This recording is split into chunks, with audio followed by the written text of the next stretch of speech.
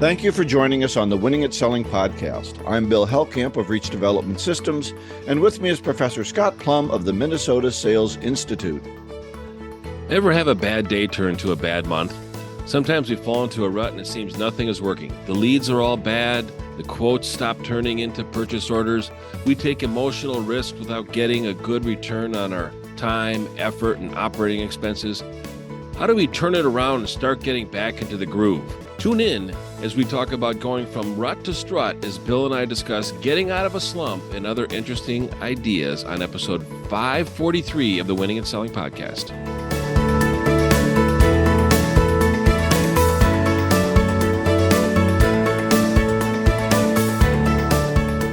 Yeah, I think it's interesting. I'll talk a little bit the difference between a rut and a slump. Yeah, I think they're different. I mean, a rut can be what I hear. A rut was a grave with both hens removed. Yep, I've heard that too. But a slump is a tough thing to get out of. So I'm interested to hear your mindset about that. And talking about mindset, that was a segue, just in case you didn't notice it. We're going to talk about the theory of accountability. We're into part 3. I did truncate this by one chapter based on what we said last week as I started to read it. So we're going to do chapters 13, 14, and 15, because chapter 14 was a little longer and it was really meaty. So I really want to spend some time on that, Scott. Part 3, stepping into the mindset. So the M in E equals MC squared is chapter 13. So we're going to all talk about the M, and the M is mindset. And I like what he said about this. This is really a great chapter. I believe so much in mindset. He talks about that mindset brings the experience to life. So the experience was, what do we want to have? What do we want to accomplish at the end here? What's our end result in mind? And the first part of what it equals is mindset, and what you believe about your world drives the actions you take to create that world. So you've got to believe in something in order to start to bring that belief into life. Totally agree. I really love how he brings the mindset supports the future, like you said. And the line that I took out, very similar to what you added, is mindset determines whether the experience that we have visualized and set in motion with the present tense decision will actually come into existence. And we can really visualize, have a mindset of producing an experience, and then we follow it up with actions, which we'll talk about a little bit later. But it's a great chapter. I mean, both of these 13 and 14 are powerful chapters. Yeah, it's we're going to talk about the 3 key mindsets. But one of the things, if you guys have not read the book Mindset, The New Study of Success by Carol Dweck, I would recommend reading it. Very interesting when they talk about mindset. She talks about Enron a lot in that book, about the smartest people in the room and kind of the closed mindset that they had. So she talks about open mindset and closed mindset. And it's interesting with this whole thing with FTX and this young man who thought he was the smartest person in the room and lost billions of dollars. I think it'd be an interesting comparison. Anyway, what are we going to do about things, right? Mindset starts to put things into action. And if we don't believe them, then we won't really do them. And I think that's the thing that is so key, is that, what you believe drives your action. And sometimes we say we believe things, don't we, Scott? And we really don't do them. Our actions don't pan out to the actual belief. I think if we're working with somebody, or we're leading a sales team, or we've got a colleague that is part of a team, if they're not following through on the actions, then we know that their mindset does not support the actions. And this is a powerful line out of the chapter. It says, if your actions do not support the stated belief, you do not really hold that belief. And that was a very profound statement. And it's like, and the evidence is right there. If the actions don't represent the beliefs, you don't really hold the belief that your actions represent. You hold different belief. That's right. And so, we tell a salesperson, hey, you got a $2 million quota. And what happens if they don't believe it? Well, yeah, they're not going to achieve it. They're not going to start doing the actions because the belief doesn't follow. And that's why you can't just throw a quota at somebody and say, okay, here's your new quota, or do 10% more than last year, because I assume you worked only 90% last year. Yeah. So that's one of my favorite beliefs of sales managers, right? If I'm going to give you a new quota with no new tools, you must have just been lazy. Exactly. So, and I always ask salespeople, the third week of the month, how confident are you that you're going to achieve your goal this month? And if they don't say 100%, then they really lack the mindset, and they lack the mindset from day one of the month. It's not just the third week. But third week is where the evidence is starting to appear. Yeah, exactly. That's right. Exactly. I like the saying, your talk talks and your walk talks, but your walk talks so loud, I can't hear your talk. Yeah, that's cute. I don't think I'll be able to use that, Bill, in the future. I think you should repeat that, Scott. I should not right now. Your talk talks and your walk talks, but your walk talks so loud I can't hear your talk. And that's what some people do. They just talk. Right. And they don't achieve or do anything. So that's a mindset. We're going to start talking about that. I want to spend time on chapter 14, the 3 accountable mindsets and the 3 toxic mindsets. And I thought this was really good. I think there's a lot of different types of mindsets. This is where he's decided to categorize 3 mindsets. As I said, Carol Dweck talks about the closed mind and the open mindset, which is a different way to look at it. So there's a lot of ways to peel this onion out. He talks about, first of all, gratitude as a mindset versus entitlement as a mindset. And gratitude says, do you believe that you are blessed by what's around you, or you're owed something with an entitlement mentality? And I've heard, and I believe that being grateful, and I express that gratefulness through prayer and through the way that I treat other people, I believe I'm truly blessed. I was in a meeting the other day and someone was haranguing how terrible the world is. And I said, man, you live in a pretty nice home and you have another home down in Florida and you drive a nice car. And what's so bad with the world? Right. I think about that with the cold weather in Minnesota. It's below zero. It's going to be below zero for the next 3 or 4 days. Luckily, it's not 30 below. I mean, that's not uncommon for us to have a couple patches like that in a wintertime. And I'm in a warm home office, and I'm grateful. I'm just so grateful to be able to have a cup of coffee, look out the window and go, I am so blessed to be inside of a warm home when there are people that are cold. And that's very uncomfortable in Minnesota, and it lasts a long time, longer than you want. I took my dog for a walk this morning at 3 below and came in. My house was warm, and I said, praise the Lord. I got a warm house. I got a nice place to live, and that is a blessing. And I got food in the refrigerator. The one thing we know is that it's supposed to snow, so everybody will go and buy 40 gallons of milk, and they think they're going to be in the snow, for a month. But that's okay. The groceries will be packed today in this morning.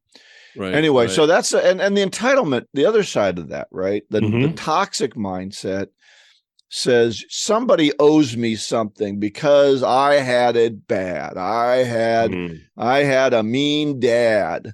And so now that'll account for every crappy thing I do in my life, or I'm the wrong religion in this country. And so I'm abused, or the world is full of stories of people who took whatever that negative they grew up with and they turned it around and they made it a positive and they changed their life. And you'll never change your life if you sit in the entitlement mentality. It's those yellow place, 9th place ribbons, that children got, for a participation award. I mean, whoever came up with that, it was so destructive to a sense of achievement, and a sense of achievement that a person receives when they accomplish something. And if they don't accomplish something, but they still get rewarded and recognized for it, they took away that sense of achievement. My kids started playing soccer, I don't know, 25 years ago when this whole movement started, and they decided not to keep score. And I asked my boy at the end of every game, what was the score? He knew the score. Nobody was keeping score, but every kid on that field, they knew the score. Even if the parents thought it wasn't. I remember a girl that I knew in college, nice girl, but she was into non-competitive games. And I said, like tag is an I, or, duck, duck, goose or whatever. Right. Although somebody always loses duck, duck, goose because you don't get the seat. But it's non-competitive games. I thought, well, that's a way to ruin the world. And it seems I was right. So anyway, okay. Mindsets number 2, accountable mindset versus toxic, abundance versus scarcity. Do you have a feeling of abundance, or do you think the world is a pie that only has so many resources to it, and you're going to get your piece of the pie? And the thought that he gives, can you give and accept freely? Do you have that kind of mindset that says not only can you give gifts freely, and we're at Christmas time, right? But can you graciously accept gifts? And I've seen people accept gifts with or compliments with, it wasn't anything, or they negate the compliment when somebody tries to give it to them. I think accepting compliments well says what kind of mindset you have. Oh, that's very true. I've lived in the scarcity mindset for a good portion of my life, just because the way I was raised, without the financial means of living, a comfortable lifestyle. I mean, the best Christmas that I think my family ever had is when Mom went down to the toy shelf and got a toy for each of us. And that's the Christmas that all of us remember the most. It's not the ones where we got all the big, expensive gifts. When our lives changed. But that scarcity mindset can be very destructive when you start to limit yourself. And I think we need to be able to commit to going as far as we can on a project, and when we stop, we can figure out if we're going to ask for help or change directions. And let me ask you a question, Scott, because I grew up in a wealthy family, and I'm very frugal. I very much watch my dimes, and I don't go out to expensive lunches, and so. Can you be frugal and have an abundance mindset, or do you think that they cancel each other out in some way? If I'm frugal, I'm scarcely mindseted. I think it's probably a concept of what opportunities and potential are available out there. And when you don't have a lot of encouragement at a young, impressionable age, you don't have the confidence, and you don't feel like you can dream, because dreaming is just impossible, and it's just going to be not even achievable. So even why go through the energy or the exercise of it? And that's a scarcity mindset. Every salesperson, when you look at a team, has hopefully have the same opportunity, the same resources available to achieve the same results as a top producer, if they have a mindset of going out and doing it. And once they have a sense of accomplishment of getting into an area that they excel at, and they achieve the top spot, it makes it easier for them to achieve it again and again. It's just like, I remember when I finished reading my very first book. I'm like, wow, I finished reading a book. And that was a young age. And then I go, I can finish reading a book, because there were so many books that I started but never finished. And then I finished a book, and I go, I can finish a book. And then I started finishing books. But once I achieved it, then I could duplicate it. Yeah, I see that. I was in a company that we got bought out by another company, obviously, and we were all going to get fired. And this was a book company, a bookseller. We were bought out by Barnes and Noble, and the people that had worked there a long time said, "What will I do? I don't know how to do anything except sell books and edit books." And I thought, you're just not seeing all the things you've learned on a broader basis. And they had this scarcity mindset. Of course, they were afraid at the time, but because I can do marketing, I could do it in a lot of different things. So anyway, let's go on to number 3. We're going to run out of time here. Number 3 is respect versus contempt. And that's, how do you really feel about other people? Are you judgmental? And so I think it's really important do you respect people for what they are, who they are, and what they can accomplish? Or do you think that you're so much better than everyone else, and everyone else is kind of contemptible because they don't work? And this is the kind of leader who says, you got to do it my way. My way is the only way to do it. Otherwise, you're stupid, because you can't just follow my directions. They never really delegate. They just delegate tasks to other people. Do you think people are smart in their own way? Do you see people as valuable even beyond what they can accomplish. So, and that was what really made me think kind of about this difference between Enron when I read Carol Dweck's book, and she talks about Enron, and everyone else was stupid compared to them.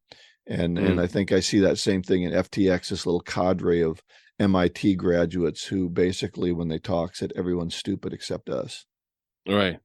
Yeah. That's a crazy position. And, when they start to think outside the box, then they start to be very creative, and they, take a lot of shortcuts and break a lot of rules when there's a lot of freedom within the box.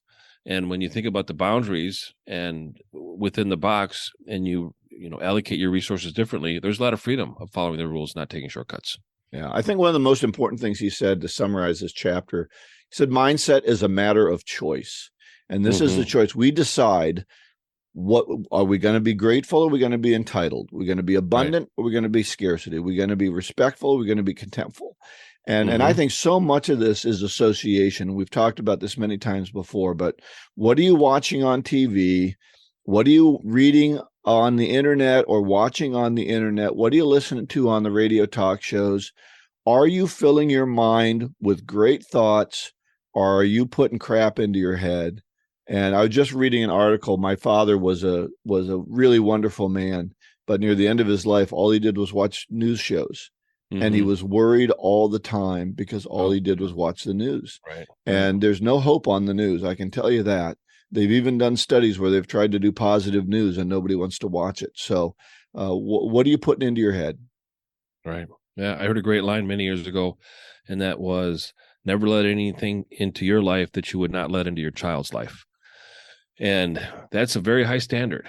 And when you think about some of our behaviors, when we apply that rule, we might not exercise some behaviors that we choose to do. Yeah, good point. So chapter 15, accountable mindsets take practice. Toxic mindsets are easy. And I thought his opening quote on this, he has an opening quote for every chapter, which this one was great. Henry David Thoreau, the path of least resistance leads to crooked rivers and crooked men. And John Maxwell and many others have said everything worthwhile is uphill. So if you want a good mindset, if you want good things to happen, it's going to take some effort. It's not just going to happen because you sit around, wait for the phone to ring, wait for good things to happen. Yeah. Good line that I liked out of this chapter is that an accountable mindset yields a positive outcome, while a toxic mindset yields a negative outcome. And that's just really powerful when it comes to, being accountable. And I heard a great quote by Jordan Peterson some time ago, and I've been living it and thinking about it every day. And that is, don't take hope away from somebody when that's all they have. Wow. And sometimes I can be very, very critical of other people because I was raised by a critical parent. And when I feel like I need to give somebody a lesson, I become critical, and they're not ready to take it. And it takes joy away from them, and it takes hope away from them. And I'm being very, very conscious, especially during the holiday season around my family. Don't take hope away from somebody when that's all they have. I'm going to practice that.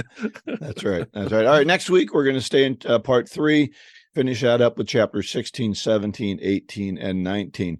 Don't lose hope that we're doing 4 chapters at a time, 3 chapters at a time. They're fairly short, and this is a good read. So if you haven't picked up the book, The Theory of Accountability, I would recommend doing that now. Yeah. Good advice, even if you lead a team or just for yourself. It's very powerful advice. Our topic today is on getting out of a slump. And I think every salesperson has stumbled into a rut or a slump, and we can talk more about that. We need to ask ourselves, how did it happen? What do we do now? And what has to happen to prevent it from happening in the future? The question that I really think about in this situation is, what impact does a financial failure have on a person? And I've shared this in I think one episode in the past, but about 10 years ago, I had to file bankruptcy, and that was a very humiliating experience for me. And I vowed never to go through it again. So when that happened 10 years ago, what do you suppose is happening around this time? Is that my credit rating is going up from a 669 to an 810 because the bankruptcy dropped off my credit report. Oh, did it after 10 years? All of a sudden, woohoo, I'm back on the block. I I can now, get credit cards at 4 and 5% promotional interest rates, but realistically around 9 versus they'll get 24. You up to 23. Yeah, they'll get you up there.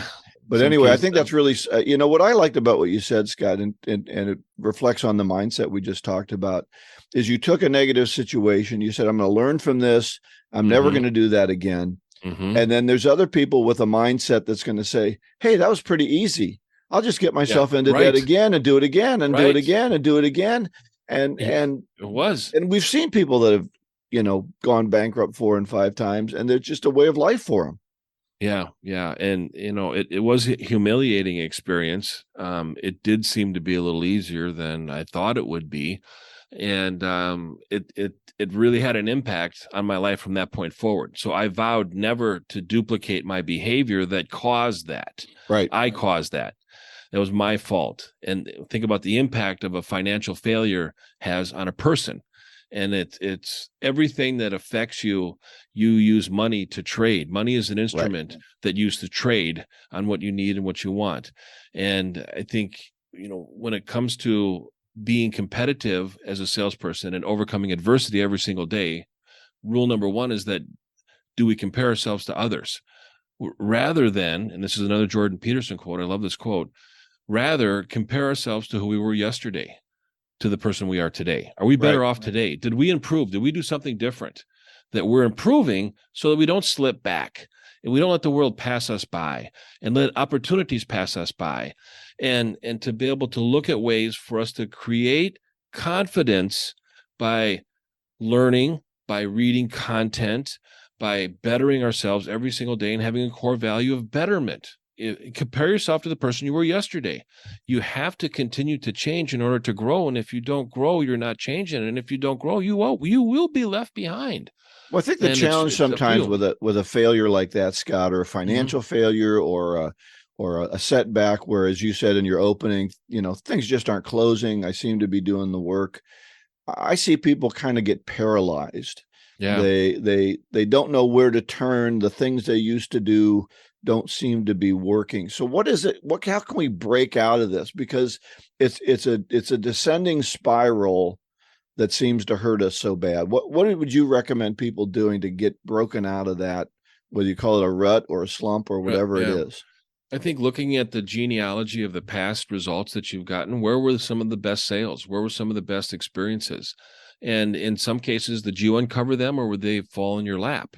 And if they fell in your lap, then take the attributes that are associated with that perfect prospect, that perfect sale, and duplicate those attributes and go out and find other companies that represent those attributes and be proactive. Too often I see salespeople as being reactive. And we've talked about this on past shows, is what is a perfect week? When I ask a salesperson that, they go, well, it really depends on what happens. I said, okay, so how many people call me? Right. Are you committed to a goal, or are you accepting an outcome? And too often they accept an outcome when they're not committed to a goal. And you can have a great outcome when you're committed to a goal, but it's too often they're more committed to accepting whatever outcome comes their way versus committing to a goal to achieve what they want to achieve. Right. So we just let what things happen, and then we're having bad luck or good luck, but we're not creating luck. Right.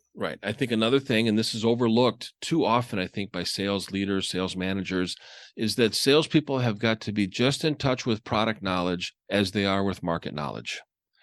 And when there's market knowledge going on and you're sharing market knowledge along with product knowledge with prospects, you are the trusted advisor. And that term gets thrown around a lot.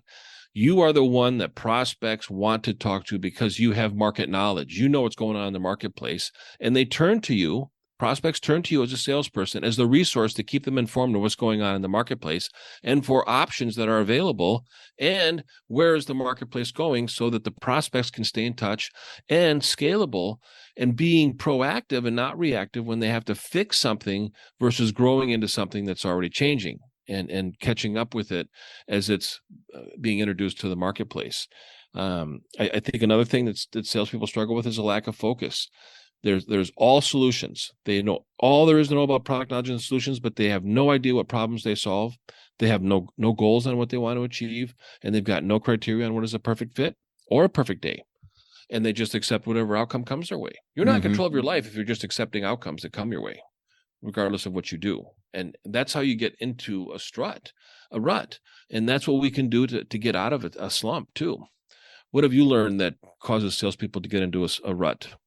Well, I think that can happen accidentally, right? As you said, some things just turn bad, and then you start to have a negative attitude about things. You start to believe that your phone calls aren't having an effect. So you quit making your phone calls. You quit. We had a pandemic where it totally changed the way we do business. I'm trying to pick up my networking again, which has been hard because people don't seem to be out and about. But some of the things that I think about getting out of a rut, one of the things that happens is we start not believing in ourselves. Right. And when we do that, we really need to go back and focus on what we're good at. And that's that comparison you talked about of ourselves to our past. What am I good at? Where am I good? Am I good in the appointment? Well, then I need to have more appointments. Am I good with talking to people? I need to be in front of people more often. Maybe I need to do more presentations. So focus on the things you're good at. And then number two, I like to associate with optimistic people. When I'm feeling pessimistic, I need to go out and be with people who believe in that abundancy mindset that we talked about earlier. Right. I can't believe in the negative mindset. And when I'm trapped in it in my own slump, then I'm thinking everything's going to go wrong. And I need to sit down and talk with people who say, no, Bill, the world is going great. Things are good. Business is good. We hear from the media, there's supply chain issues and no one's buying and you can't get chips and you can't. And we hear all this stuff and we think, okay, well, I'll blame everything on that. And then we don't do what we're supposed to do. So quit listening to the news to find new things to blame your troubles on, and go out and redouble your effective efforts. And so that puts me on number 3, control what you think and what you say. Quit saying I'm in a slump. Right. Quit saying I can't get a lead. Quit saying nobody's taking my phone calls. Quit saying and believing the things you don't want to have happen. And too often when we're in a slump, we're starting to think and say the wrong things. And that's where we have to break out of it. Remember, he said mindset is a choice. Well, if mindset is a choice, then you need to choose differently on what your mind is thinking about as far as this slump is concerned. So I think those are things that are really important. It's so much of it's going on in your head and not in reality. And you're trying to, what do you say? People, they buy emotionally and they justify logically. Yeah. Right. Exactly. Something like that. Well, we do the same thing when we're in the slump. We accept it emotionally, and then we start to find the proof. Oh, look there's a supply chain problem. Yeah, there is, but you still got a warehouse full of stuff behind you. Sell the stuff you got, not the stuff you don't got. Exactly. 18,000 square foot warehouse full of stuff, and you say there's a supply chain issue. I'm sorry, what?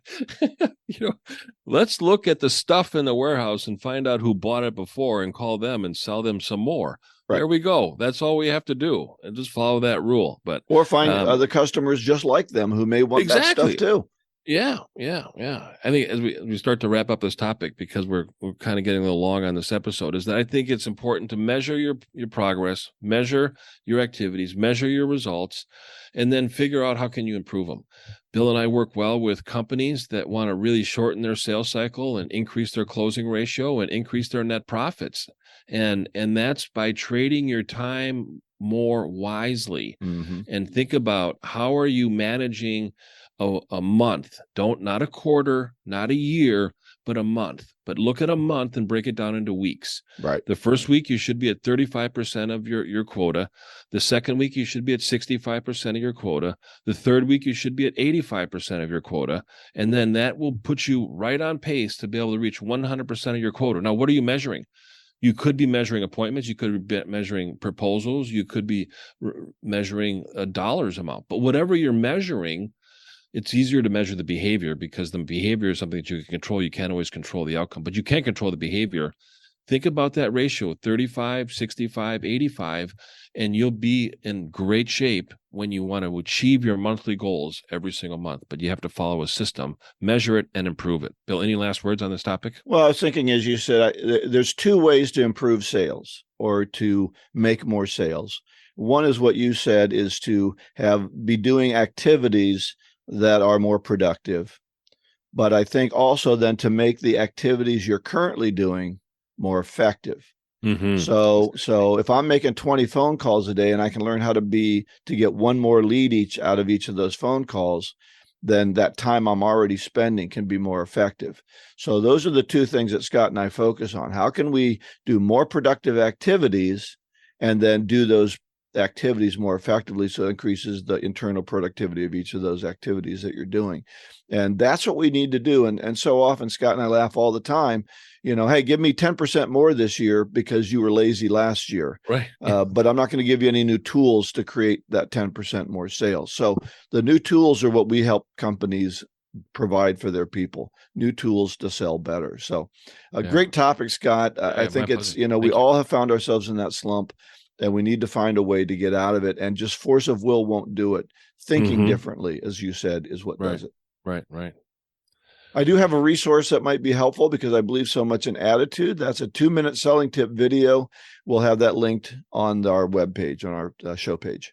As we finish up today, our golden nugget is from Michelangelo. So it's an old one, right? We like to go back to the ancients.